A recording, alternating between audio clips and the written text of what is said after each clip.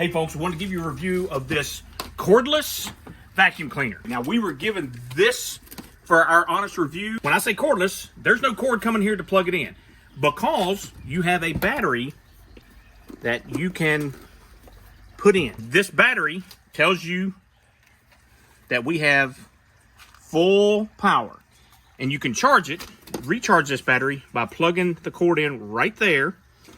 And then the other cool thing is all your stuff goes into this hopper. Here's your filter. There's where all your dirt and debris and nasty stuff goes. Once you're done, you empty it out. It's got a cord that comes off, very flexible. And if you need more room, it's got attachments to make it even longer. And then you've got the one that narrows down so you can get into crevices. You've got one for the carpet. You've got another extender. And you've got the brush and another extender. A second battery. Here is your plug-in. You've got wheels that you can put on it right here. All right, so let me show you the before and after. See how dirty my vehicle is? You'll notice there's a high and low. I'm going to turn it on low. It'll light up. Then I'll turn it on high, and you'll be able to see the two speeds.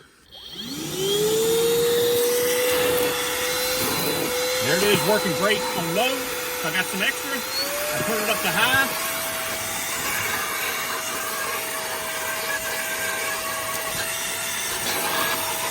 I'm not going to make you watch me vacuum the whole thing, but this is great that you can put it in your RV, you can put it in your garage, you can put it in your toolbox, pretty much store wherever you want. It's great. I don't have to lug out the wet dry vac with a hose and plug it in, so I can do it pretty much whenever I want. Another cool feature in that it has the suck feature. It also has the blow feature. If you're trying to blow stuff away, if you want high, perfect for whatever you need done. I hope you guys enjoy it. I'm looking forward to using it.